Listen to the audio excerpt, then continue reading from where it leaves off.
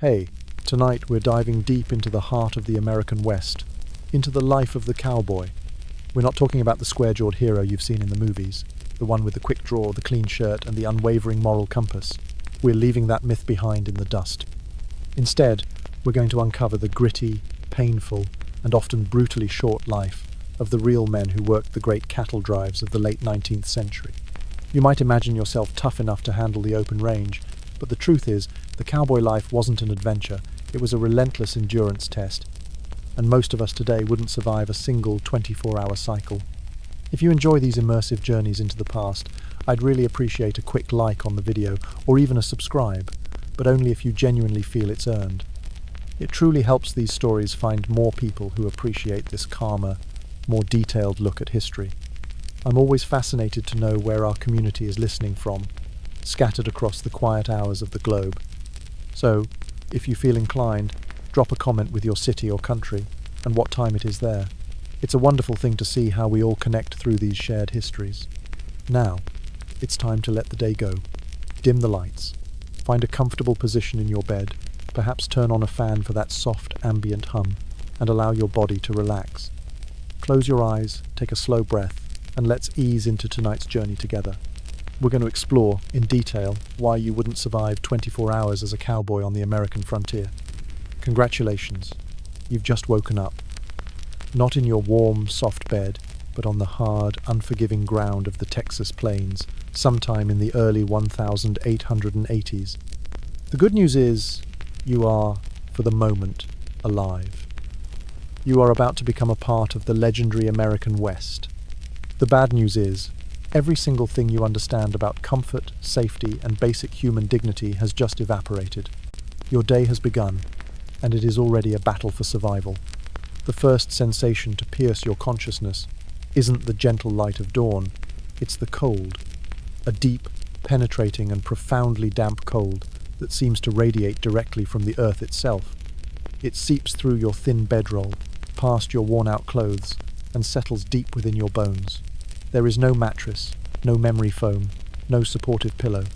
Your bed is the unyielding planet, perhaps with a well-placed rock or clump of gnarled roots digging into your spine for added character.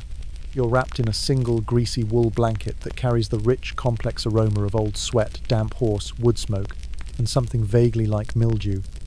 It's stiff with accumulated grime, and offers about as much genuine insulation as a fishing net.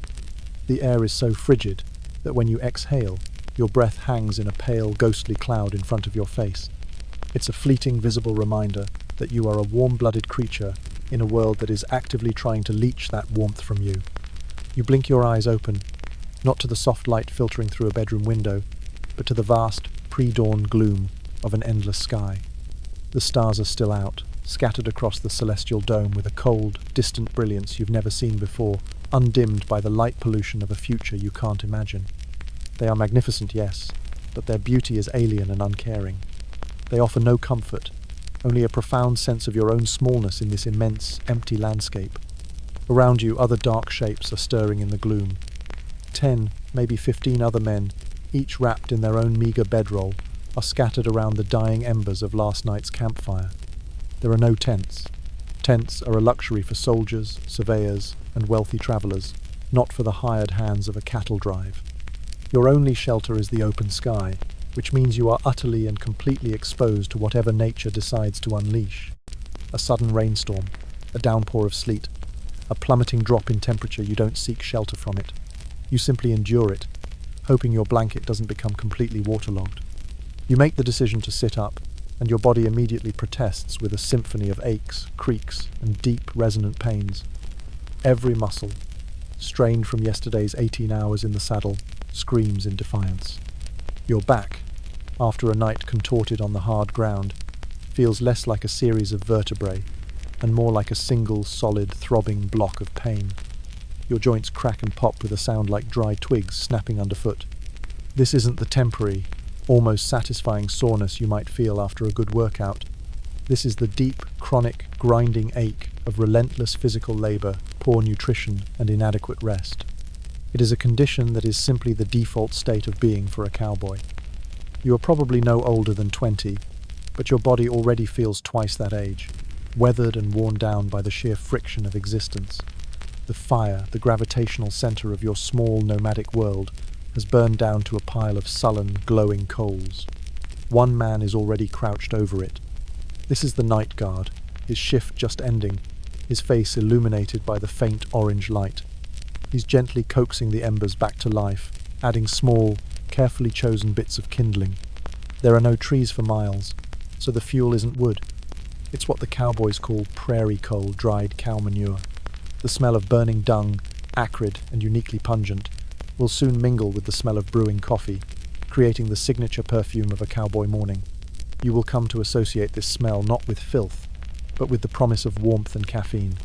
Before you can even entertain the thought of that coffee, a more primal need asserts itself. Nature calls. And on the open range, this process is stripped of all privacy and ceremony. There is no bathroom, no latrine, not even a designated bush.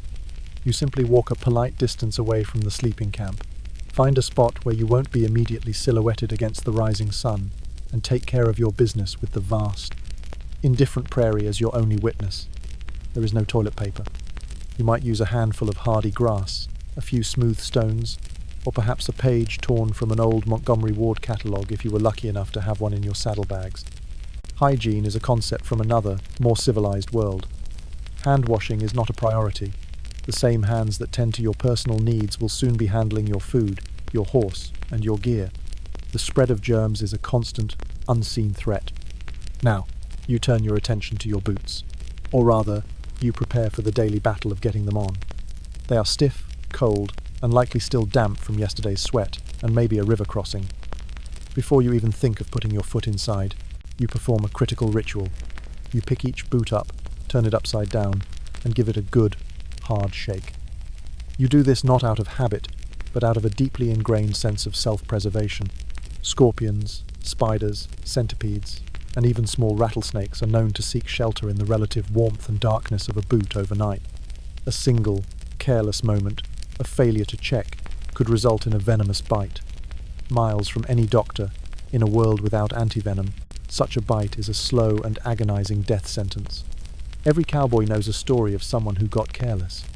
Your clothing is as uncomfortable as your bed.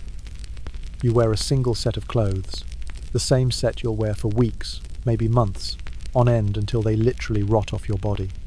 They consist of rough wool or denim pants, a flannel or cotton shirt, and a vest. Everything is stiff with dirt, dried sweat, and the fine, pervasive dust of the trail. It chafes your skin raw in a dozen different places, creating sores that never quite have a chance to heal. There are no clean socks, no comfortable underwear. You are wearing your misery, and it has a distinct, powerful odor. The idea of washing your clothes is a laughable fantasy. Water is far too precious, reserved for drinking and cooking. And there is certainly no time in the relentless schedule of the drive for laundry. The accumulated grime on your clothes does, however, serve one useful, if unintended, purpose. It clogs the weave of the fabric, providing a crude but effective layer of insulation against the biting wind.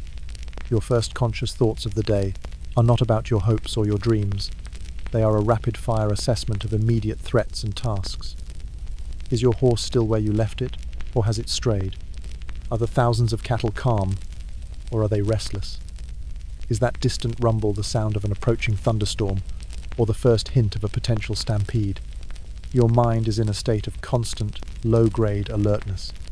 The prairie is not a peaceful pastoral backdrop. It's an active, powerful participant in your life, and it is overwhelmingly indifferent to your survival. You've been awake for less than 15 minutes. You are cold, sore, unwashed, and already feel a bone-deep weariness. You haven't had a sip of water or a bite of food. And the sun, a sliver of orange on the horizon, isn't even fully up yet. The workday, a brutal, unforgiving stretch of 16 to 18 hours, is just about to begin. Welcome to your first full day as a cowboy. It will demand everything you have and give almost nothing in return. Now that you've managed to coax your aching body into a vertical position, your senses are drawn to the one beacon of hope in the pre-dawn chill, the chuck wagon. This is the rolling kitchen, the supply hub, the social center, and the undisputed kingdom of the trail cook, a figure you will learn to fear and respect in equal measure.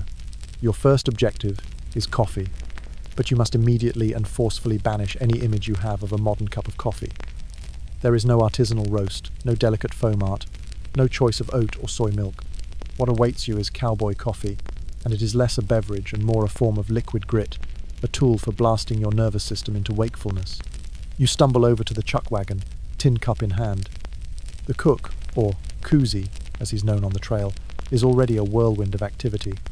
He is often an older, broken-down cowboy, too old or too injured for the saddle, but his authority here is absolute.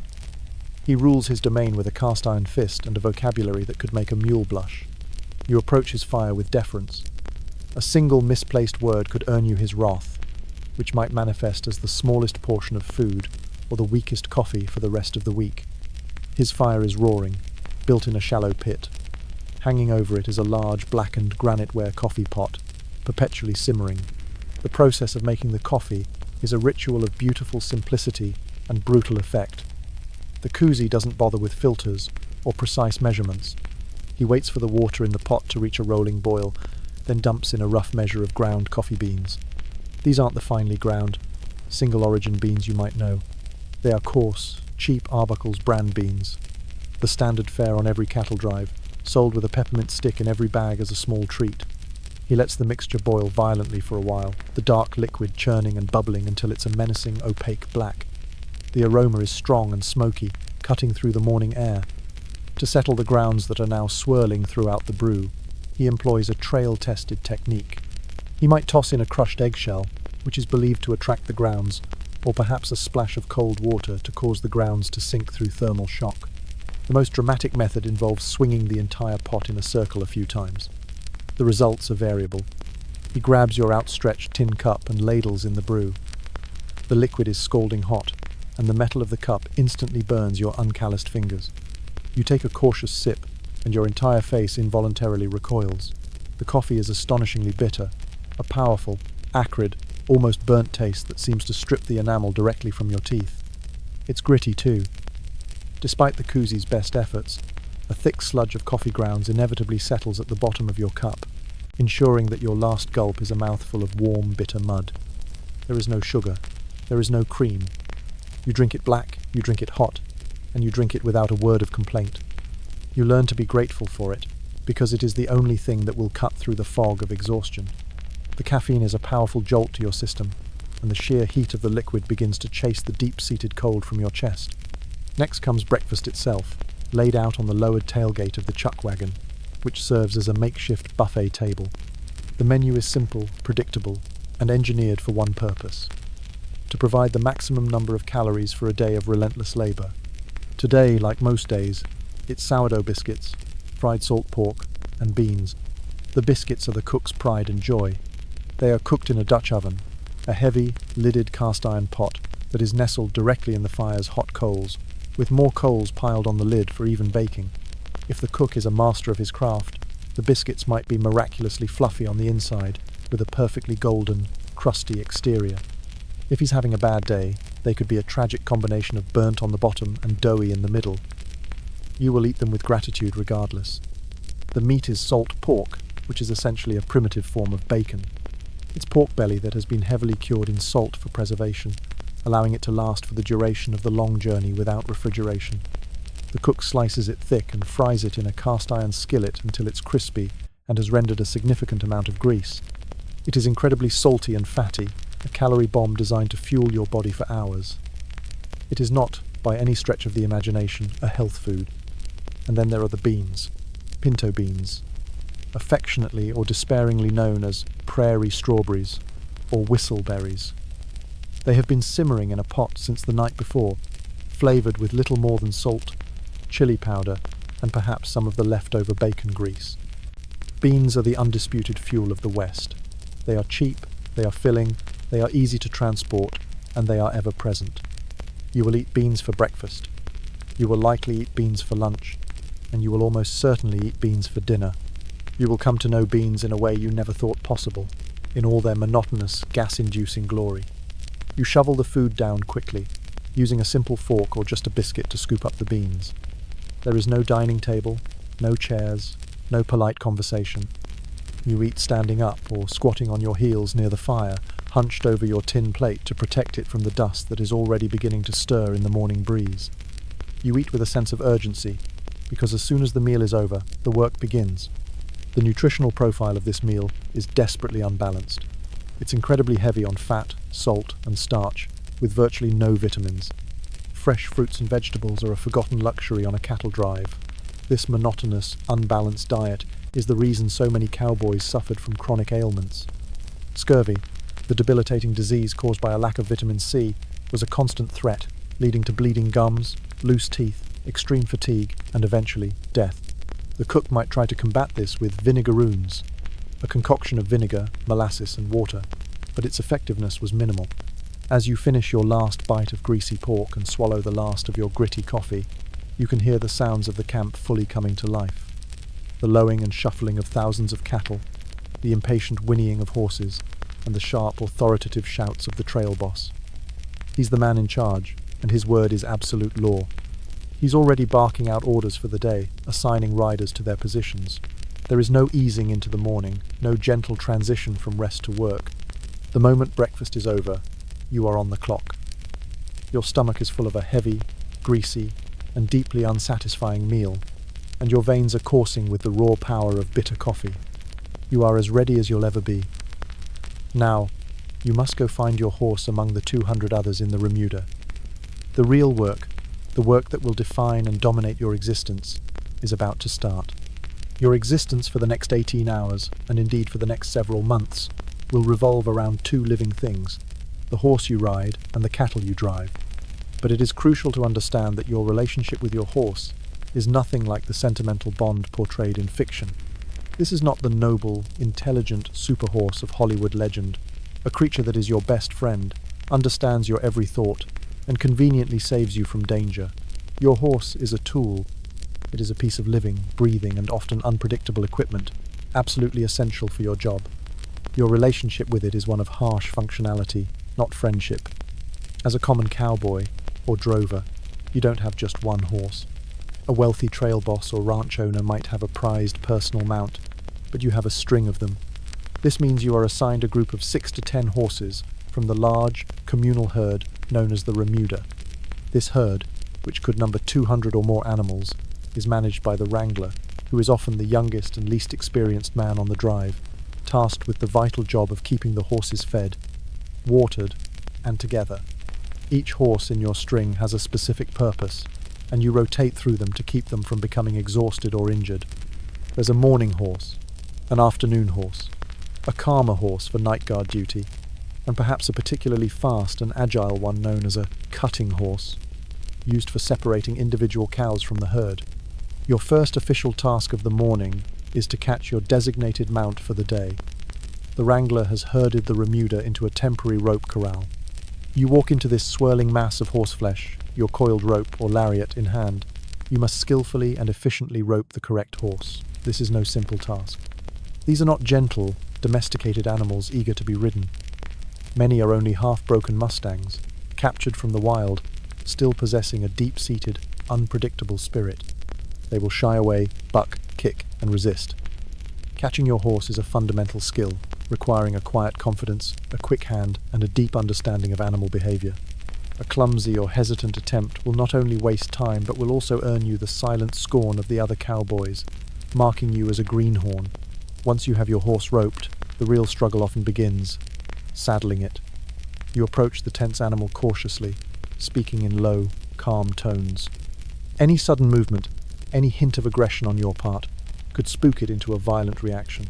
The saddle itself is an enormous, heavy and complex piece of equipment.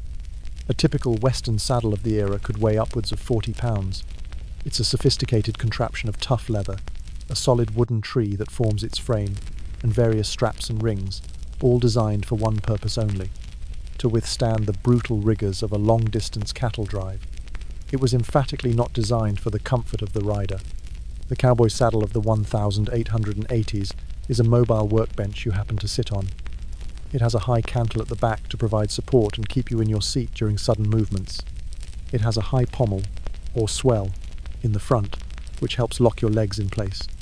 And, most iconically, it features a sturdy saddle horn, used for dallying your rope, that is, taking a quick wrap around it after you've roped a powerful steer, using the horse's weight to control the animal. As you heave this heavy piece of gear onto the horse's back, you have to be constantly aware of the animal's reaction. It might flinch, sidestep, try to bite, or lash out with a powerful kick. You must place the saddle blanket carefully, ensuring there are absolutely no wrinkles or debris caught underneath. A small wrinkle that seems insignificant in the morning can, after hours of friction, rub the horse's back raw, creating painful sores that can render the animal useless for the rest of the drive. A cowboy with a sore-backed horse is a cowboy who cannot do his job. Then you must tighten the cinch, the wide strap that goes around the horse's belly to hold the saddle in place. This is another moment of high danger.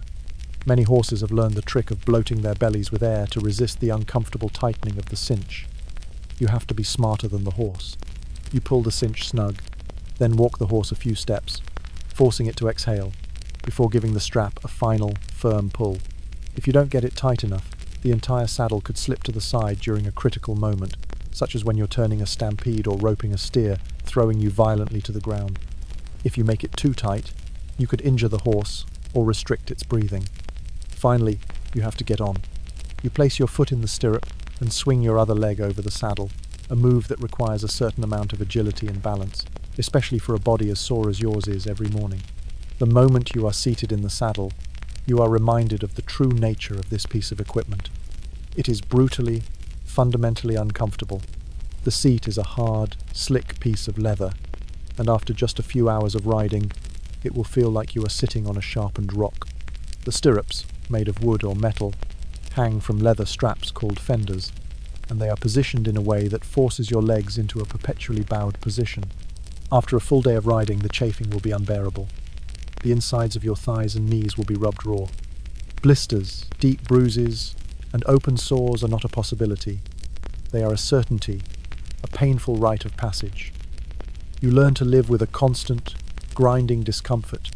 The saddle is a tool of the trade, and like any tool used relentlessly, it takes a physical toll, slowly and irrevocably reshaping your body. You are now mounted, ready to begin your day's work. You are perched atop a powerful, half-wild animal, strapped into a piece of equipment that feels like it is actively trying to cause you pain. You will spend almost the entire day, from sunup to sundown, in this position. Your job, in its simplest terms, is to ride alongside a massive herd of Texas Longhorn cattle, keeping them moving, keeping them together, and most importantly, keeping them calm. It sounds simple. It is anything but. The gear you wear and use is not for show. It is your armor and your arsenal in a daily war against the elements, the animals, and sheer exhaustion.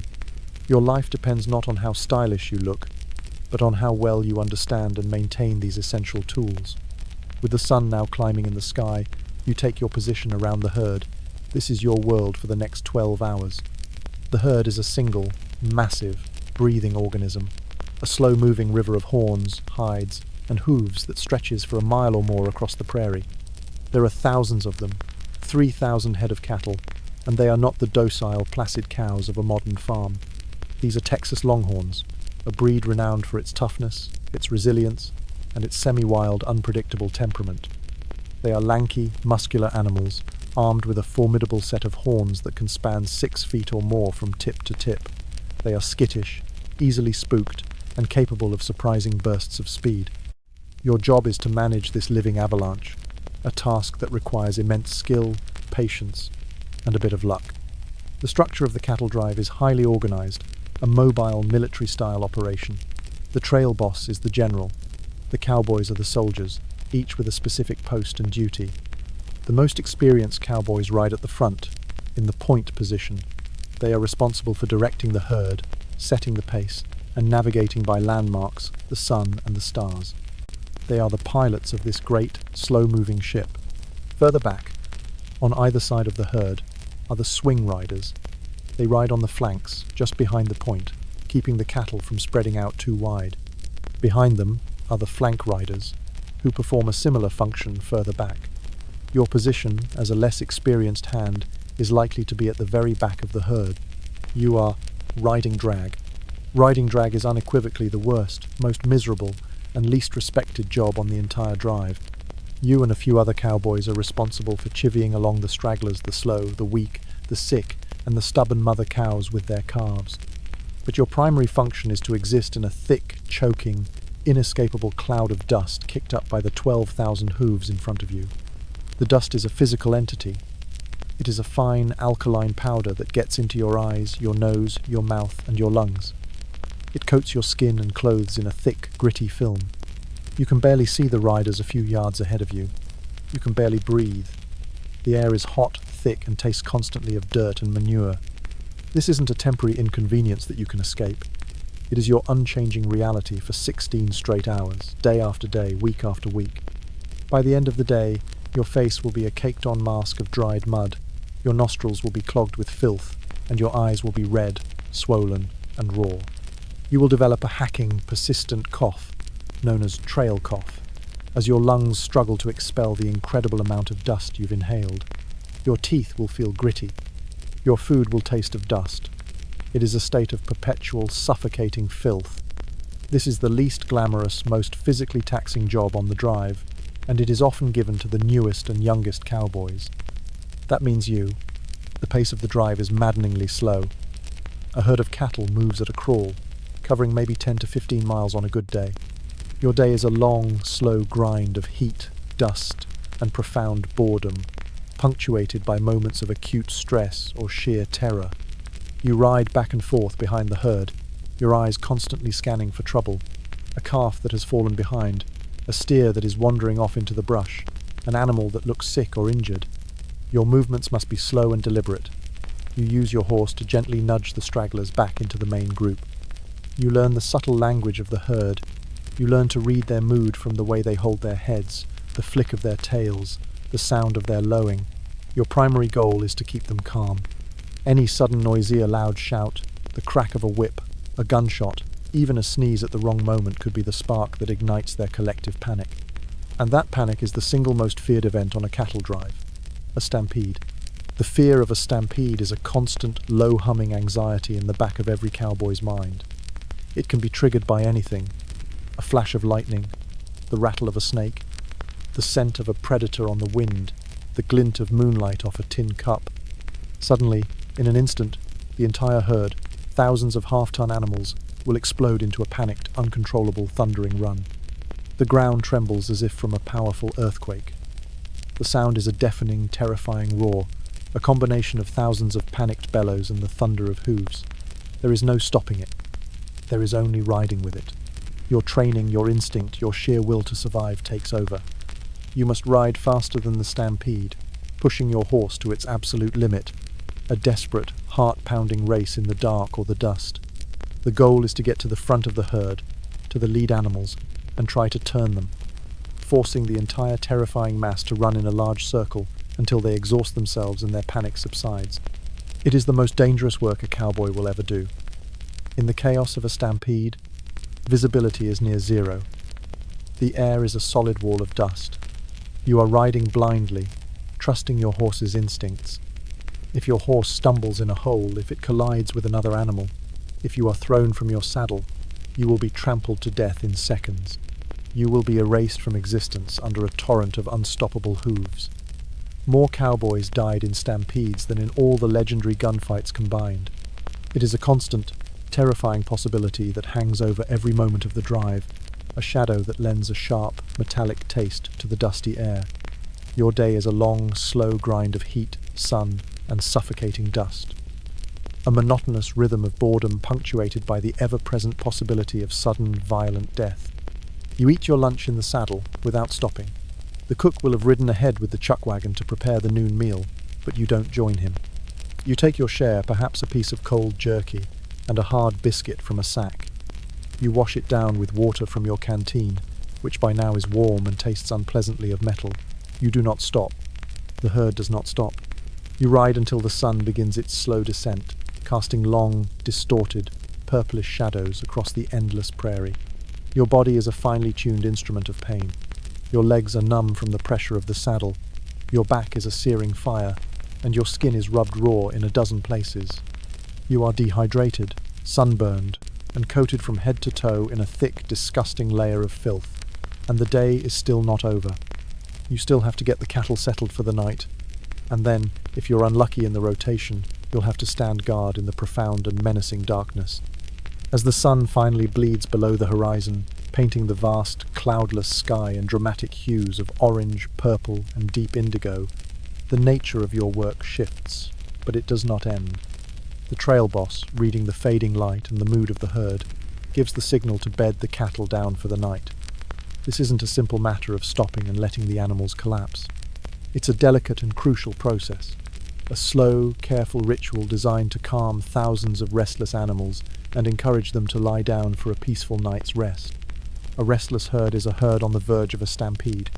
You and the other cowboys transition from driving the herd forward to slowly circling it.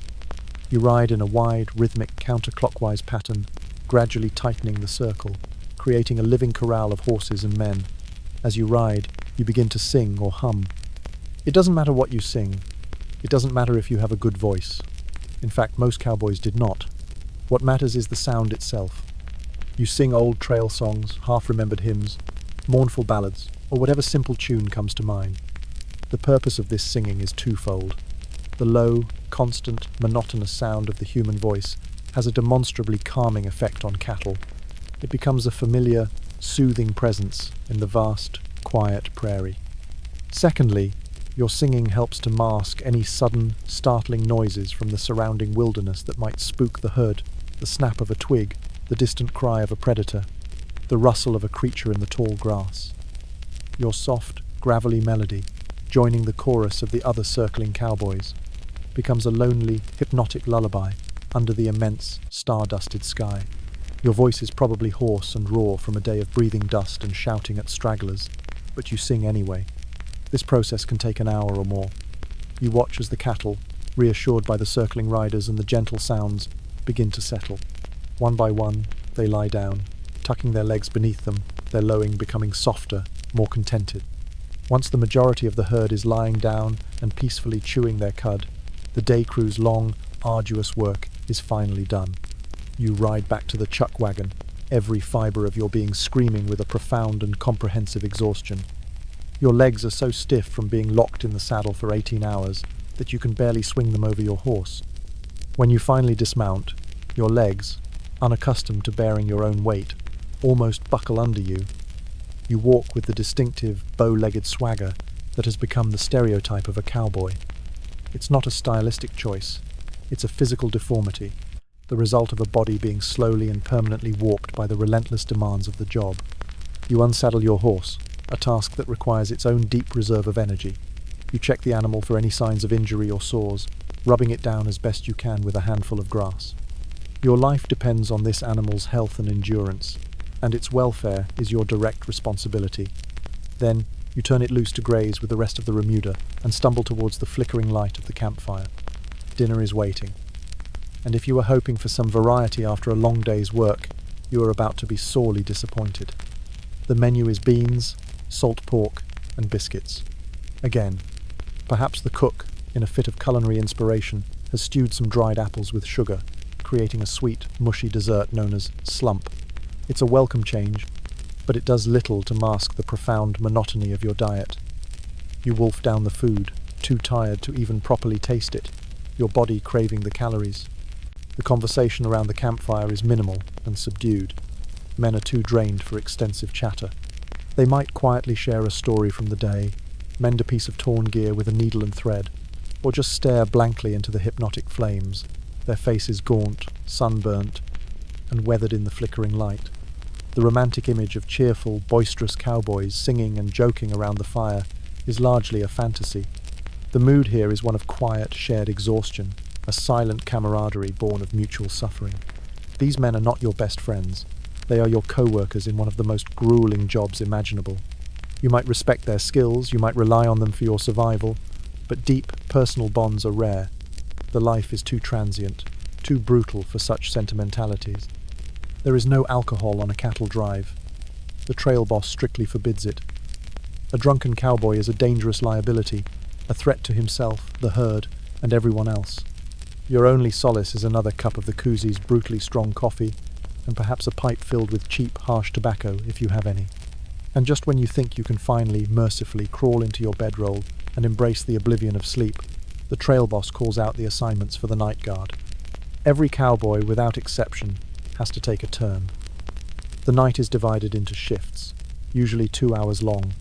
2 men at a time will watch over the herd while the others sleep. If your name is called for the first or second shift, a silent groan escapes your lips. It means your precious few hours of rest are about to be cut in half. If you are on night duty, you must saddle a fresh horse, one specifically chosen from your string for its calm demeanor and good night vision. You ride out to the edge of the vast, sleeping herd, a lone dark silhouette against the brilliant, starry sky. Your job is to circle the cattle, slowly and quietly, continuing the soft singing or humming that keeps them calm. You are a sentinel, watching for any sign of trouble. The night on the prairie is a living, breathing entity. It is filled with a chorus of sounds you learn to interpret: the chirping of crickets, the mournful, yipping howl of a distant coyote, the low rustle of unseen creatures in the tall grass. The darkness is absolute, a profound, ink blackness that seems to swallow the very light of the stars. It is a deeply lonely and unsettling experience. You are alone with your thoughts, your crushing exhaustion, and the immense, sleeping weight of 3,000 cattle. Your primary fear is a predator or wolf pack or a solitary mountain lion getting too close and spooking the cattle into a nighttime stampede, a far more dangerous and disorienting event than one in the daylight. But an even greater and more unpredictable fear is the weather. A sudden thunderstorm can materialize out of the darkness with terrifying speed. A single, unexpected flash of lightning, followed by a sharp clap of thunder, and the entire herd can explode into a blind, panicked run in the dead of night. You ride your slow, endless circle, your eyes straining to pierce the darkness, your ears tuned to every subtle shift in the night's symphony. You are actively fighting off sleep, the deep, heavy, leaden exhaustion that threatens to pull you from the saddle. You count the stars, you hum your trail songs, you do whatever it takes to stay awake. A moment of carelessness could be catastrophic. When your 2-hour shift is finally over, you ride back to camp, quietly wake up the next man on the roster, and then, finally, you are allowed to sleep. You don't even bother to take off your boots or your clothes. You collapse onto your bedroll, pulling the greasy wool blanket over you. The ground is just as hard and unforgiving as it was the night before. Your body aches in a dozen new and inventive places, but you are so profoundly tired that you barely notice. You fall into a deep, dreamless, and utterly exhausted sleep. It is an oblivion that lasts for what feels like only a few fleeting moments before you are once again awakened by the biting cold, the cook's clanging pots, and the grim, unchanging beginning of another identical, grueling day. You have survived your first 24 hours, and you have about 60 more of these days to go before the drive is over, if you're lucky. Beyond the spectacular and immediate dangers of stampedes and thunderstorms, the life of a cowboy was defined by a landscape of constant, ambient, and often invisible threats. Survival depended on navigating a relentless series of perils that could erode your health, break your body, and end your life far from home, without ceremony or witness.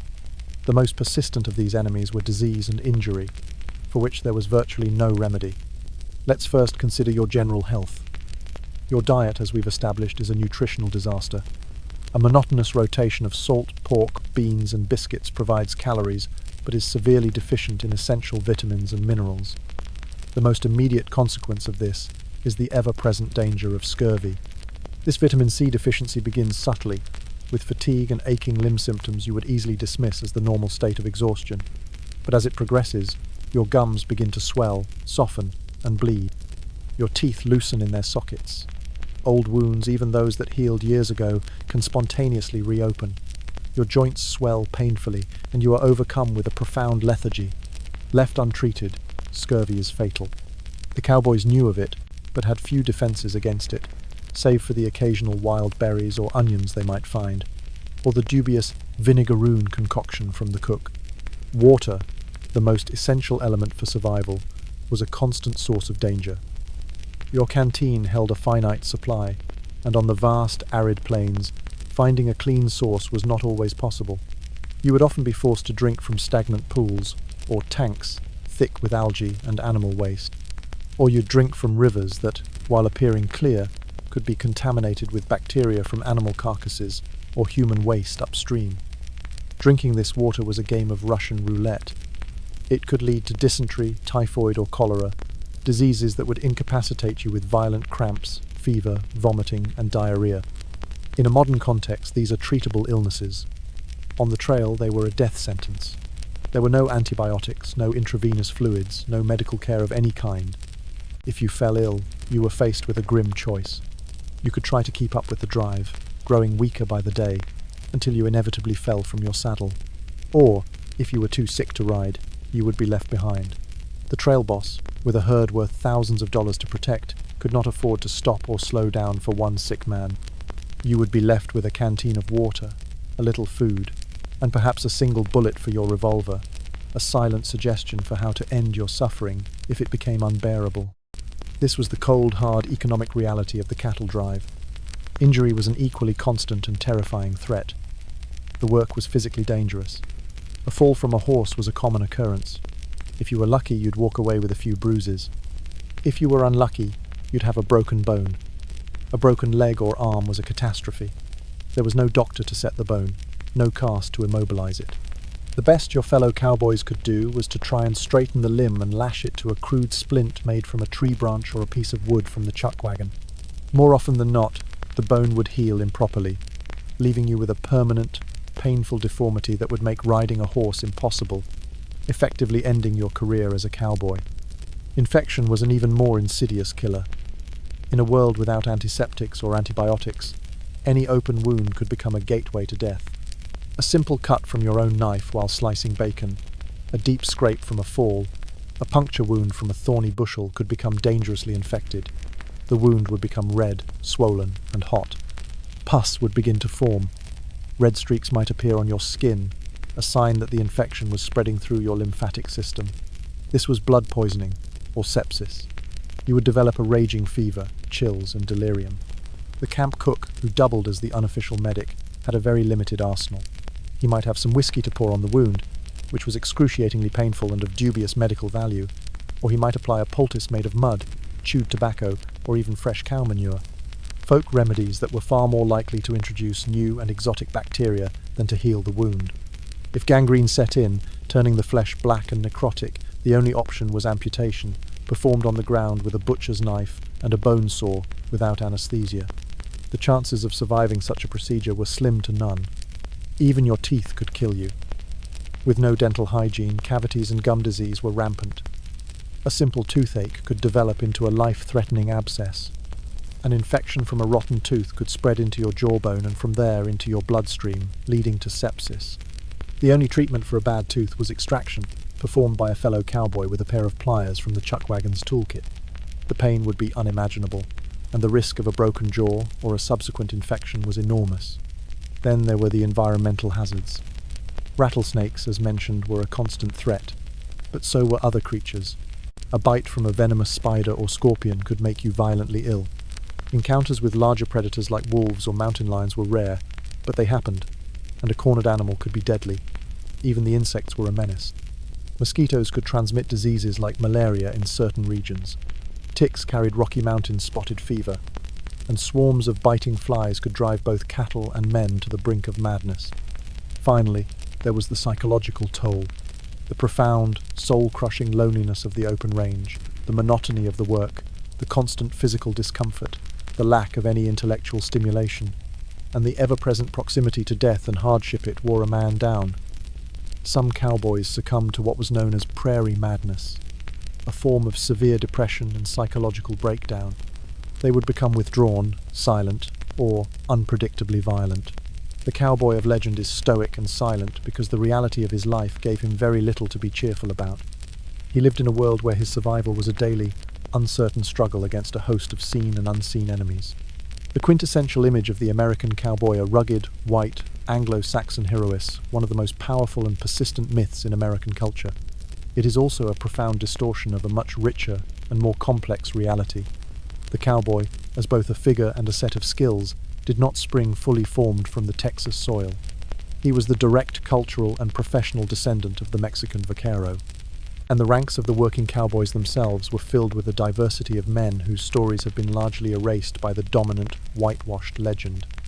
Long before the great Texas cattle drives, the Spanish, and later the Mexicans, had been ranching cattle in the Southwest for centuries.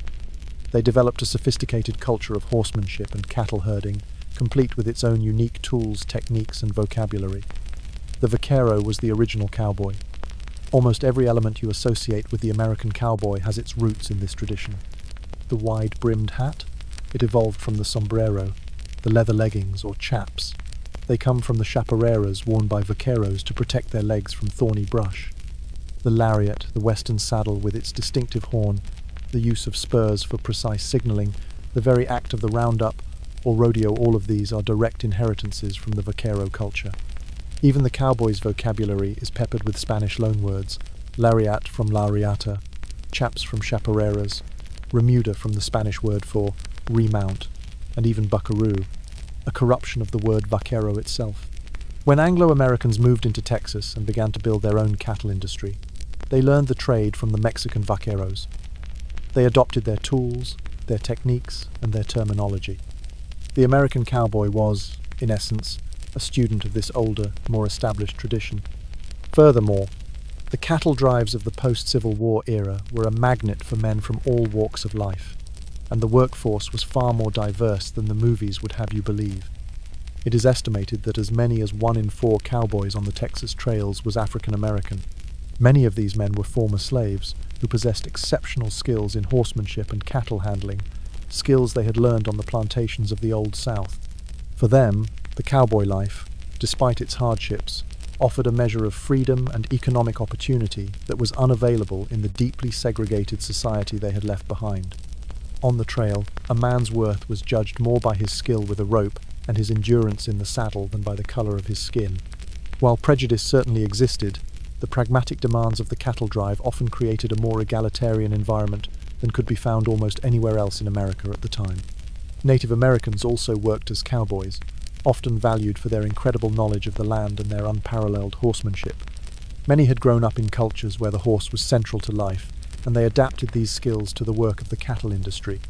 There were also a significant number of cowboys of European descent who were not Anglo-Saxon, including immigrants from Germany, Ireland, and England. And of course, Mexican vaqueros continued to be a vital part of the workforce, often serving as the most skilled and experienced hands, and sometimes as the trail bosses themselves. This rich tapestry of cultures, Anglo, Mexican, African American, and Native American, created a unique and complex social world on the trail. Men from vastly different backgrounds were thrown together in a situation where they had to depend on each other for their mutual survival. They shared the same food, faced the same dangers, and slept under the same stars. They learned from each other, borrowing slang, songs, and techniques, creating a hybrid culture that was unique to the American West. This historical reality stands in stark contrast to the myth of the lone, white hero. The cowboy legend, as it was crafted by dime novels and Hollywood, deliberately erased this diversity. It served a specific cultural purpose, to create a foundational myth for America that was simple, heroic, and white. It presented the West as a vacant wilderness tamed by rugged Anglo-Saxon individualism, rather than the complex meeting ground of cultures it truly was. Understanding the true diversity of the cowboys who worked the trails doesn't diminish the legend, it enriches it. It replaces a one-dimensional caricature with a more fascinating and accurate picture of the American West. It reminds us that the story of America has always been woven from many different threads, even in its most iconic and mythologized chapters. The man riding drag in the dust next to you might have been a former slave from Mississippi, a Mexican vaquero from the Rio Grande Valley, or a recent immigrant from Ireland. Your survival depended on his skill, just as his depended on yours. In the face of the brutal, unforgiving reality of the trail, the practical need for competence and cooperation often, though not always, transcended the deep-seated prejudices of the era. After months of relentless hardship of dust, heat, cold, boredom, and terror, the long, grueling cattle drive finally reaches its destination. You have guided 3,000 head of cattle over 1,000 miles of treacherous terrain. You have survived. The end of the trail is a cattle town in Kansas, a place like Abilene, Dodge City, or Wichita. In your imagination, and in the myths that will later be told, this place is a promised land, a glittering reward for your months of suffering. The reality is something far more sordid and dangerous. The cattle town is not a haven. It is a trap, an ecosystem purpose, built to separate you from your hard-earned wages as quickly and efficiently as possible. The first order of business upon arriving is the delivery of the cattle. You and the other cowboys herd the massive group into the stockyards near the railroad tracks. Here, the trail boss negotiates the sale with cattle buyers, wealthy agents from the meatpacking companies in the east. This is a tense process of counting, inspecting, and haggling. Once the deal is struck and the cattle are loaded onto the trains, the moment you have been waiting for finally arrives. You get paid. The trail boss hands you your wages in cash. For 3 to 4 months of brutal, life-threatening work, you might receive between $75 and $100. In the 1880s, this is a substantial amount of money, more than you have ever held at one time. After months of deprivation, it feels like a fortune, and you are determined to spend it. Your first stop is a desperate, primal need for cleanliness. You head to the town's bathhouse. Here, for a small fee, you can soak in a tub of genuinely hot water, the first you have felt in months. You scrub away the layers of dirt, grime, and sweat that have become a second skin. The feeling is one of almost spiritual rebirth. After your bath, you get a shave from the town barber, who also trims your shaggy, overgrown hair. Then, you head to the general store to buy a new set of clothes. You discard your rotting, filthy trail garments and put on a new shirt, new pants, and maybe even a new hat. This ritual of transformation is an attempt to shed the animalistic grime of the trail and feel civilized, to feel human again. But this feeling of renewal is perilously fleeting, because your next stop, and the place where you will likely spend the majority of your money and time, is the saloon. The main street of the cattle town is lined with them. Contrary to their grand depiction in films, with swinging doors, ornate bars, and beautiful dance hall girls, most were crude, noisy, and dirty establishments.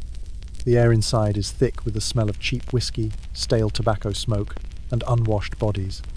The floor is covered in a layer of sawdust mixed with spit, spilled liquor, and mud. The whiskey they serve is not the fine, aged bourbon of legend. It is often raw, uncut, and incredibly potent rot-gut alcohol, sometimes mixed by the saloon keeper with additives like tobacco juice, red pepper, or even turpentine to give it an extra kick and make it seem stronger.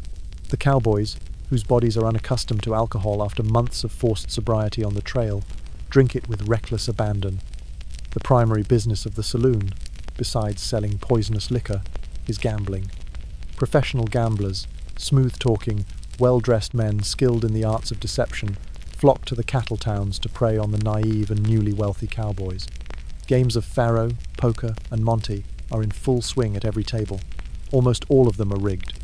The cards are marked, the dealers are experts at sleight of hand, and the odds are insurmountably stacked against you. In a single night of drunken, overconfident betting, you can easily lose your entire 3-month salary. It happens all the time. And then there is the brothel.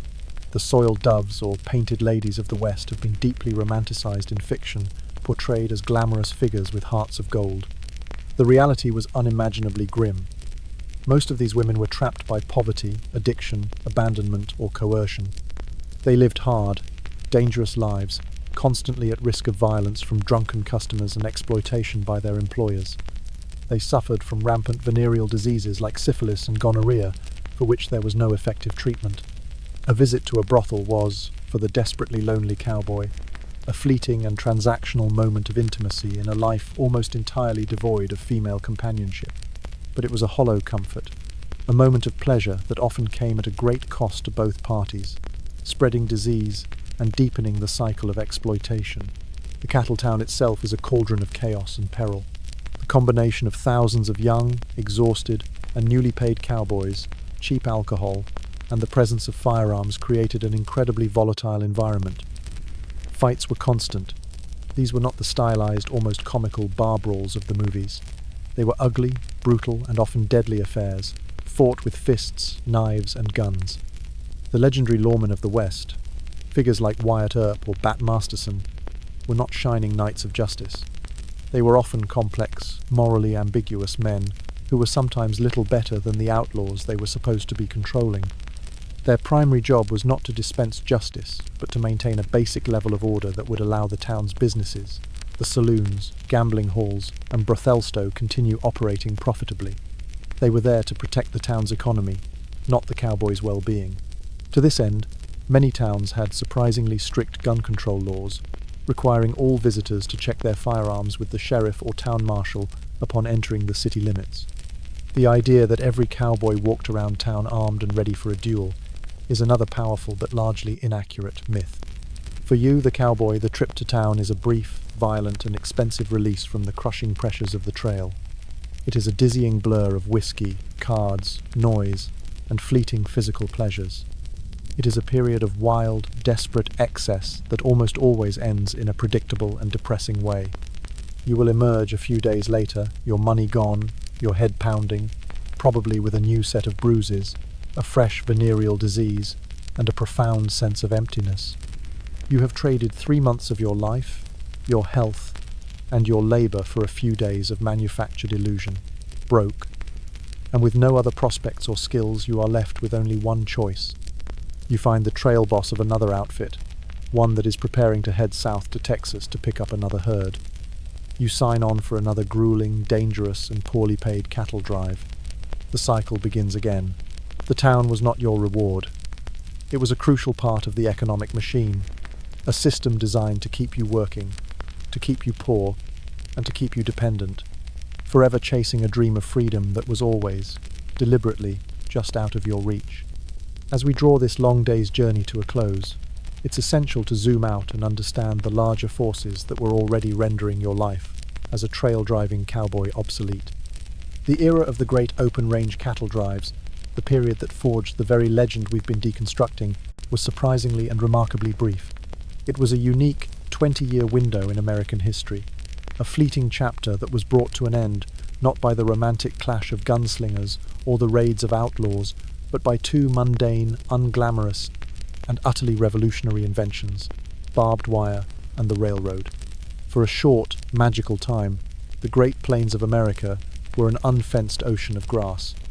This was the open range, an immense, publicly owned expanse where massive herds of cattle could be driven for hundreds, even thousands, of miles, from the vast breeding grounds in Texas to the newly established railheads in Kansas, Nebraska, and Wyoming. This was the specific geographical and economic reality that created the need for the long-distance cowboy. But this world, a world defined by its very lack of boundaries, was destined to disappear with astonishing speed. The invention of barbed wire in 1874 by Joseph Glidden was a death knell for the open range. Before barbed wire, fencing the vast plains was prohibitively expensive and impractical. Traditional wooden or stone fences were impossible to build in a landscape with few trees and rocks. Barbed wire was different. It was cheap to produce, easy to transport, and incredibly effective. Homesteaders, farmers, and a new class of settled ranchers began to buy it up in massive quantities.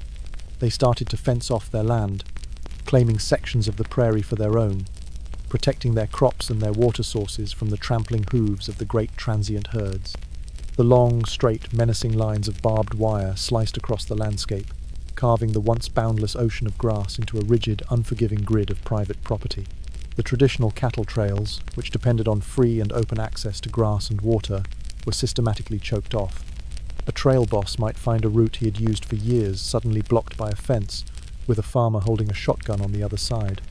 Range wars broke out between the cattlemen, who believed in the tradition of the open range, and the nesters, or farmers, who were defending their private property.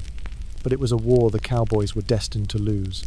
The future of the West was in settlement and private ownership, not in nomadic drives. The endless horizon that had defined the cowboys' world was being systematically erased, one sharp, twisted, and legally backed strand of wire at a time. The cowboy, a master of a boundless world, was becoming a relic in a new world of fences and property lines. The railroad was the other powerful agent of change. The same railroads that had initially created the demand for the cattle drives by opening up eastern markets were now, ironically, making them obsolete. As new rail lines relentlessly pushed further south and west into Texas and the surrounding territories, they eliminated the need for the epic, long-distance drives. Cattle could now be loaded onto trains much closer to where they were raised, making the 1,000-mile trek to Kansas unnecessary. The railroad was faster, more efficient, and far less risky than driving 3,000 head of cattle across a dangerous and increasingly fenced-off frontier. The very industry that had birthed the cowboy was now rendering his unique skills redundant. Furthermore, the nature of the cattle industry itself was undergoing a profound transformation. The wild, tough, and stringy Texas Longhorns were gradually being replaced by more docile, fatter European breeds like the Hereford and the Angus. These tame cattle were better suited to the confined life of a ranch than to the rigors of a long drive. Ranching itself became a more settled, scientific, and capital-intensive business. The new model required skilled managers, year-round farmhands, and a deep understanding of animal husbandry and land management, not the nomadic, seasonal labor of the drover. The romantic era of the wandering cowboy, living life from the back of a horse and sleeping under the stars, was over. What became of the tens of thousands of men who had lived this life? Their fates were as varied as their backgrounds. Some adapted. They swallowed their pride, hung up their trail gear, and became ranch hands, working on the very fenced-in ranches that had destroyed their way of life. They became farmers, miners, or took other wage-earning jobs in the rapidly growing towns of the West. They traded their bedrolls for beds, their campfires for stoves, and their freedom for stability. Many struggled to adjust to this more settled, constrained existence. The boundless freedom of the open range, however brutal and impoverished it had been, was a difficult thing to leave behind. Others simply drifted. They became itinerant workers, forever seeking a frontier that no longer existed. They were men out of time, living relics of a bygone era, their unique and hard-won skills no longer in demand. They were the ghosts of the open range, haunting a West that was rapidly modernizing around them. And yet, as the real working cowboy faded into obscurity, his myth was just beginning to be born.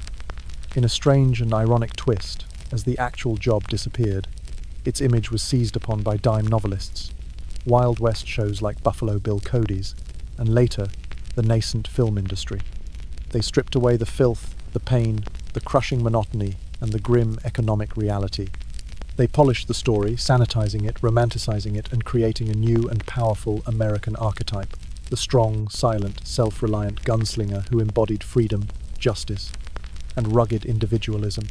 This fictional character was everything that a rapidly industrializing, urbanizing America at the turn of the 20th century feared it was losing. The myth was not a reflection of the reality, it was an antidote to it. It was a comforting fantasy about a simpler, more heroic time. The real cowboy was not a hero in this mold. He was a low-wage agricultural laborer, engaged in a dangerous and profoundly difficult job. He was often young, poor, and from a remarkably diverse range of backgrounds, including the many black, Mexican, and Native American men whose crucial contributions have been almost entirely erased by the whitewashed legend. His life was not one of glamorous adventure and righteous gunfights, but of relentless hard work, social marginalization, and profound physical hardship. As the quiet of the night finally settles around you now, let the romantic image of the Hollywood cowboy fade completely from your mind. Replace it with the starker, more human truth. A young man, cold and aching, huddled by a smoky fire made of dung, under a vast and indifferent sky. A man whose hands are calloused and raw from rope burns, whose lungs are permanently damaged by dust, whose spirit is weathered by a loneliness so profound it has no name. His story is not one of fantasy. It is one of raw, human endurance against overwhelming odds. The real legacy of the cowboy is not found in the celluloid glamour of Hollywood, but in the quiet, forgotten resilience of ordinary people facing an extraordinarily difficult world. Their lives were not easy, their deaths were often lonely, but their story, stripped of its myth, is a powerful and deeply moving testament to the forgotten labor that truly built the American West. The vast, silent prairie now settles into the deep, profound darkness of night. The embers of the campfire glow like a final, fading pulse in the immense blackness. The cattle are quiet, and the only sounds are the soft, dry whisper of the wind through the tall prairie grass and the distant, mournful howl of a lone coyote. The stars, unobscured by the haze of a world yet to come, blaze with a fierce, cold intensity in the ink-black sky, a silent, timeless audience to this small, fragile human drama. As you finally drift towards sleep, imagine the profound quiet of that world, a silence so deep and complete it feels like a physical presence. The cowboy's long day is done, he has survived. And in that simple, unadorned fact, there is a heroism far greater and far more real than any myth. Sleep now, and let the vast, quiet peace of the open range carry you into your dreams,